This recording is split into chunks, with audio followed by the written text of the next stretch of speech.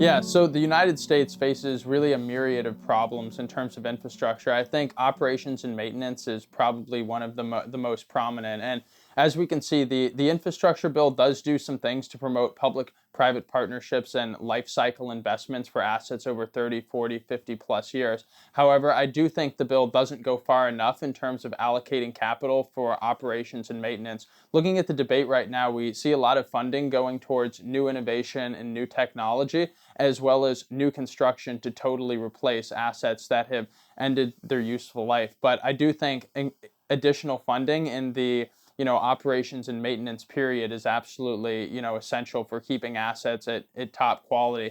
What we have seen on the state and local level is bundled contracts, such as in Pennsylvania, they bundled bridge replacement, where hundreds of bridges were replaced by a central consortium that was analyzed, found the defective bridges, and then went to Pennsylvania and is essentially replacing and improving operations and maintenance of those bridges to really solve that problem. So I do think funding towards projects like that will do a lot better in terms of operations and maintenance.